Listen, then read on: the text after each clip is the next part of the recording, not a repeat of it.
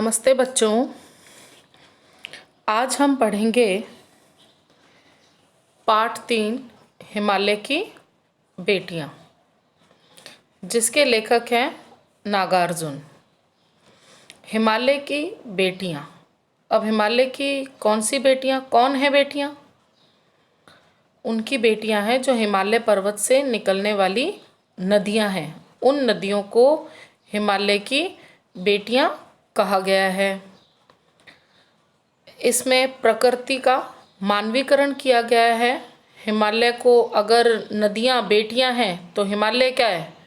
हिमालय पिता है। तो इसमें मानवीकरण किया गया, प्रकृति का मानवीकरण, मानव से उसकी तुलना की गई है।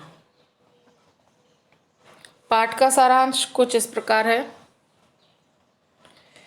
इस निबंध में लेखक ने उन नदियों का वर्णन किया है जो हिमालय से निकलकर सागर तक पहुँचने के मध्य कई रूप धारण कर लेती हैं।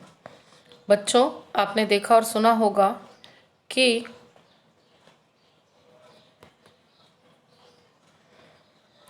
हिमालय से निकलने वाली जो नदियाँ होती हैं उनका प्रारंभिक रूप जो होता है, जब वो पर्वत से निकलती हैं, हिमालय से निकलती हैं, तो उनका काफ़ी वेग होता है। वो बहुत प्रवाह के साथ बहती हैं, ठीक है। और उन पहाड़ों में से जब निकलती हैं तो वो धाराएं बहुत पतली होती हैं, क्योंकि पहाड़ों से गुजर रही हैं, दर्रों से गुजर रही हैं। उनका वेग काफ़ी ज़्यादा होता है। जब वह धीरे धीरे मैदानों में आती हैं तो वो नदियाँ शांत हो जाती हैं और दिखने में काफ़ी बड़ी नज़र आती हैं चौड़ाई में। लेखक ने अभी तक इन नदियों को दूर से ही देखा था। मैदानी इलाकों में यह नदियाँ बड़ी गंभीर, शांत तथा अपने आप में खोई हुई सी प्रतीत होती हैं। जब वो मैदानों में आ जाती हैं तो काफ़ी गंभीर और शांत नज़र आती हैं। उतने वेग से नहीं बहती हैं जितने वेग से वो पर्वतों से निकलते समय जो उनका वेग होता है, उतना वेग नहीं होता है। किसी भी सभ्य महिला की तरह दिखने वाली इन नदियों के प्रति लेखक के मन में आदर तथा श्रद्धा के भाव थे। बच्चों, जब वह मैदानों में आ जाती हैं वो नदियाँ और एकदम शांत हो जाती हैं, तो किसी सभ्य महिला की तरह वो नदी जो है वो दिखती है। और उस सभ्य महिला के प्रति, उस नदी के प्रति लेखक कह रहा है, मेरी श्रद्धा के भाव उमड़ते हैं। वह इन नदियों की धारा में वैसे ही डुबकी लगाया करता है। कैसे डुबकी लगाया करता है?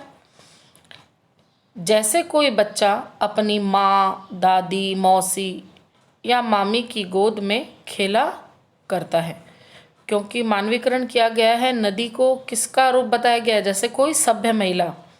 तो उसके अंदर मैं ऐसे डुबकियाँ लगाता हूँ जैसे कोई बच्चा अपनी माँ, दादी, मासी की गोद में खेला करता है। मैदानी भागों में नदियाँ माता स्वरूपणी, जब वो मैदान में वो नदी आ जाती है तो वो माता का रूप लेती है। वन मानव जाति के पालन में महत्वपूर्ण भूमिका निभाती है। बच्चों, जब वह नदियाँ मैदानी भागों में आती हैं तो एक माता का स्वरूप लेती है।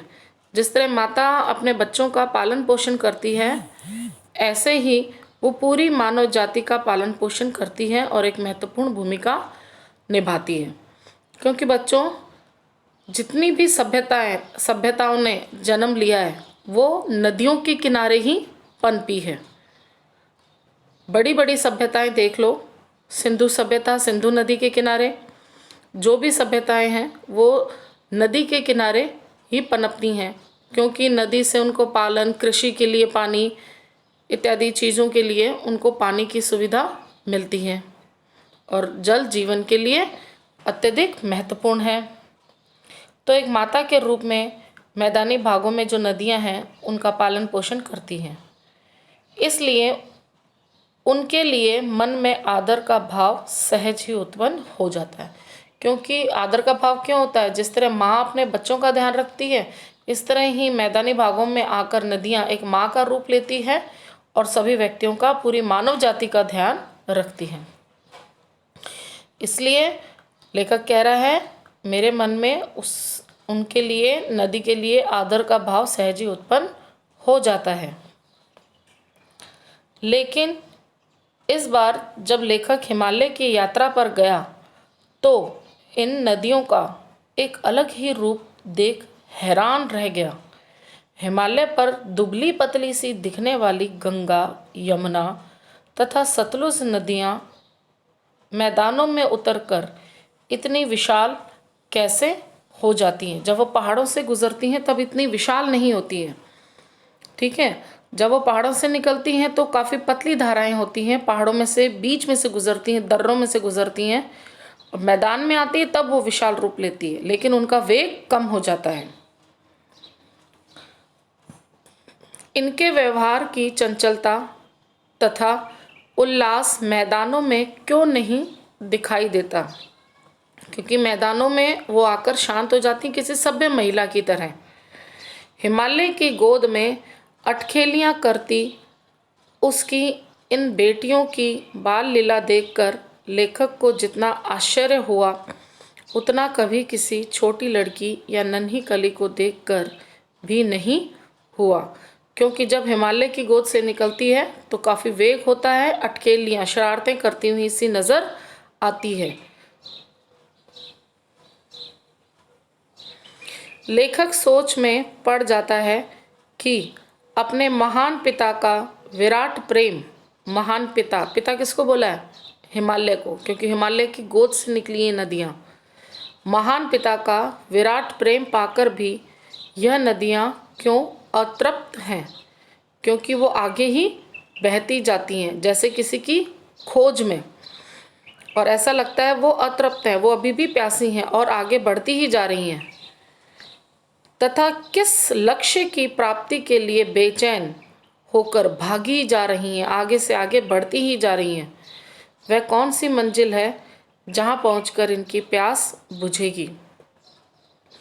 बर्फहीन पहाड़ियाँ, हरी भरी घाटियाँ और गहरी गुफाएं जहाँ इनकी बाल क्रीड़ा होती है को छोड़कर ये आगे बढ़ जाती हैं। हिमालय की गोद से निकलती हुई, पहाड़ों में से गुजरती हुई, घाटियों में से, गुफाओं में से गुजरती हुई, बाल क्रीड़ाएँ करती हुई ये आगे मैदानों की तरफ निकल जाती हैं। आगे जाकर जब ये मैदानी जंगलों में पहुंचती हैं, जब वो मैदानों में पहुंचती हैं तो क्या इन्हें बीते दिन याद नहीं आते? बूढ़ा हिमालय अपनी इन नटखट बेटियों के लिए जरूर परेशान रहता होगा, क्योंकि हिमालय को नदियों का पिता कहा है, वहाँ से नदियों का जन्म हुआ है। लेकिन यदि हम उसकी बड़ी बड़ी चोटियों से यह पूछें तो सिवाय मौन के, यानी चुप्पी के, और कोई उत्तर नहीं मिलेगा। सिंधु और ब्रह्मपुत्र के बीच रावी, सतलज, चेनाब, ये सब नदियों के नाम हैं बच्चों। झेलम, गंगा, यमुना, गंडक आदि कई छोटी बड़ी नदियां हैं जो हिमालय की ही बेटियां हैं। ये नदियां भी हिमालय की ही बेटियां हैं। वास्तव में यह नदियां हिमालय के पिघले हुए हृदय की बूंदें, हिमालय पर जो बर्फ़ जमे होती हैं वो पिघलकर उनकी बूंदें ही नदियों का रूप लेती हैं, जो इकट्ठा होकर समुद्र की ओर प्रवाहित, समुद्र की ओर जाती हैं। नदियाँ कहाँ, नदियों का मिलन कहाँ होता है? समुद्र में। नदियाँ अंत में समुद्र में जाकर मिल जाती हैं और उनका मिलन समुद्र से हो जाता है। हिमालय को पिता, नदियों को बेटियाँ, और बेटियों का किससे मिलन होता है? समुद्र से। तो समुद्र क्या हो गया? दामाद, हिमालय का दामाद, क्योंकि उनकी बेटियों का समुद्र से मिलन होता है।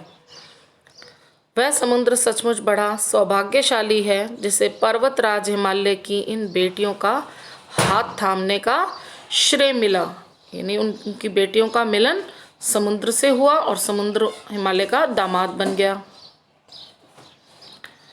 मैदानों में इन नदियों को देखकर शायद ही कोई यह अनुमान लगा सके कि वृद्ध हिमालय की गोद में बच्चियां बनकर रहती हैं, ये कैसे खेला करती हैं। लेखक कहता है कि अपने पिता की गोद में नंग धड़ंग खेलने वाली इन बालिकाओं का रूप पहाड़ी लोगों के लिए सामान्य बात हो सकती है। जो वहाँ रह रहे हैं उनके लिए ये नदियाँ सामान्य, उनका जो रूप है वो सामान्य हो सकता है, लेकिन उसे यह रूप इतना लुभावना लगता है कि वह हिमालय को ससुर तथा समुद्र को उसका दामाद कहने में जरा भी संकोच नहीं करता। कालिदास ने अपने मेघदूत में वेत्रवती, ये नदी का नाम है, बेतवा नदी को प्रेयसी के रूप में चित्रित, उस नदी को प्रेयसी के रूप में चित्रित किया है। लेखक कहता है कि पहाड़ों तथा मैदानों में नदियों के अलग अलग रूप, पहाड़ों और मैदानों में नदियों के अलग अलग रूप देखकर कोई भी इसी नतीजे पर पहुँचेगा। काका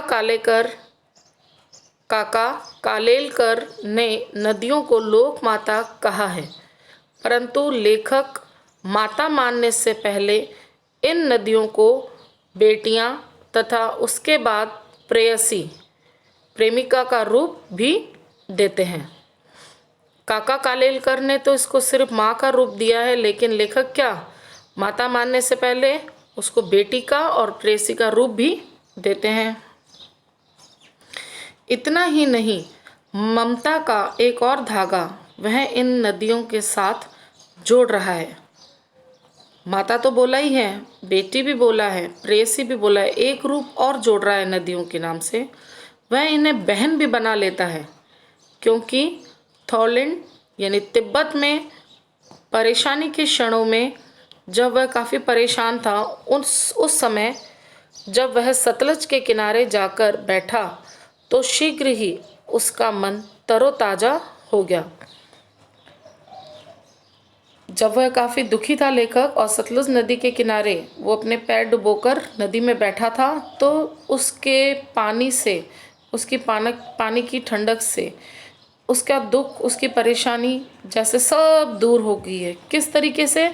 ठीक वैसे ही जैसे कोई बहन अपने भाई की मुश्किलें चुटकी बजाते सुलझा लेती है। वहीं बैठा बैठा लेखक अपनी सतलुज बहन पर एक कविता लिख देता है। तो यहाँ पर लेखक ने उसको बहन भी माना है। किसको? नदी को। नदी का मानवीकरण हुआ है, सारी प्रकृति का मानवीकरण किया गया है, मनुष्य से उसकी तुलना की गई है। तो इसी के साथ हमारा पाठ समाप्त होता है, पाठ 3 समाप्त होता है। इसमें प्रकृति के दृश्य बताए गए हैं, नदी को किस प्रकार बेटी का रूप दिया गया, फिर एक सम्राट महिला का रूप दिया गया, फिर प्रेयसी का भी रूप दिया गया, और लास्ट में अंतिम पंक्तियों में लेखक ने उसे एक बहन का भी रूप दिया गया। तो हमारा पाठ यहीं समाप्त होता है। नमस्ते।